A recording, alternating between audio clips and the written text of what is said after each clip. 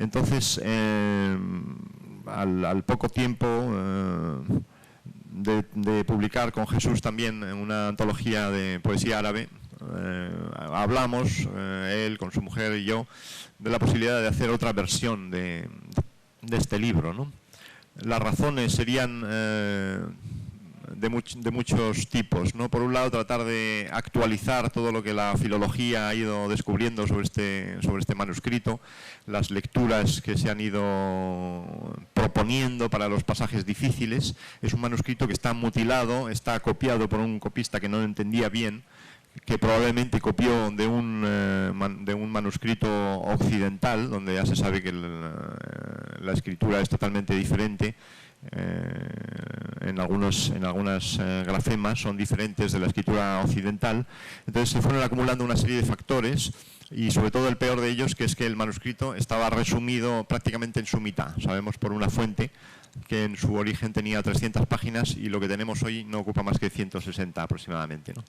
Entonces, sobre esa deficiencia se ha ido creando una base de estudios, de publicación, etcétera, sobre las diferentes propuestas de enmiendas, de correcciones. Eso hace que en realidad del Corredor de la Paloma no tengamos un texto fijo que sea fiable. Ese es el principal problema de esta obra, ¿no?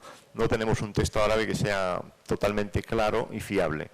Entonces lo que tenemos es un manuscrito mutilado, corregido y resumido, donde muchos arabistas y muchos especialistas han hecho propuestas que están diseminadas por muchas publicaciones, y también se han hecho ediciones que son a veces muy diferentes entre sí, ¿no? Entonces, lo que yo me propuse con este libro, y que creo que en parte he podido conseguir hasta cierto punto, es unificar y hacer como un estado de la cuestión, es decir, averiguar en qué punto está ahora la lectura de este manuscrito, ¿no? Es decir, este manuscrito dice esto, poner en nota más o menos qué cosas apuntan tal arabista o qué cosa propone tal otro, etcétera, todo eso en nota, y proponer un texto que es el que yo he puesto en este libro, ¿no? En la página impar del libro viene el texto árabe, que es mi lectura del manuscrito, acompañada de todas las observaciones de tipo filológico, de tipo de fijación textual que propongo para esta obra.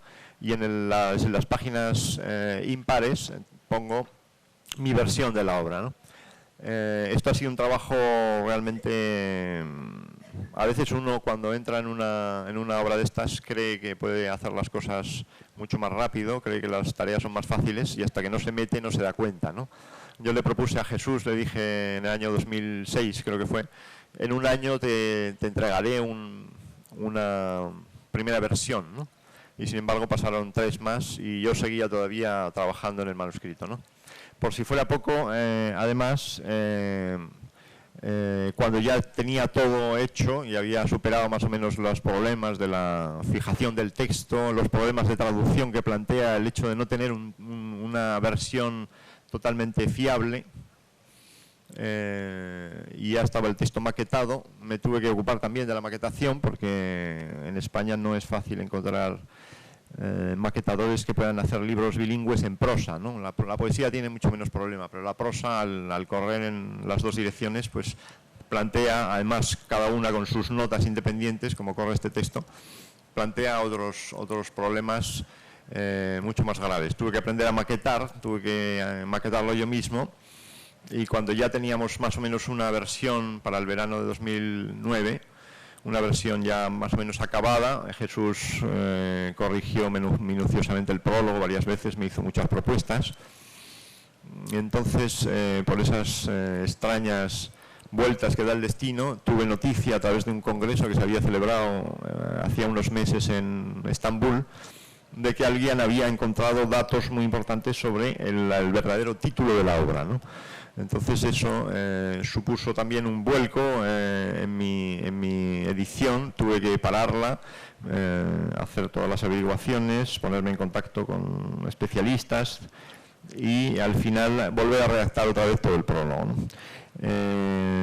Por si fuera poco, después de que yo había hecho todos esos cambios, tuve conocimiento de una pequeña edición minúscula que había hecho un árabe muy culto y un excelente literato también, y especialista en jurisprudencia islámica, Abdelhak Turkumani, y que había sacado en una pequeña editorial en Líbano, a pesar de que él vive en Estocolmo, creo, o en Suecia.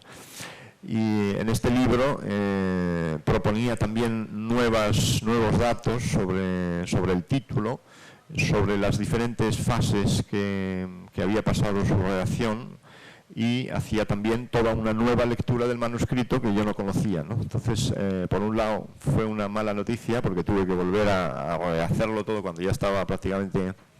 Tenía tics en los ojos a causa de las horas pasadas delante de la maquetación de la pantalla, pero fue también una buena noticia porque pude comprobar que en gran medida sus conclusiones en cuanto al texto se coincidían con las mías, ¿no?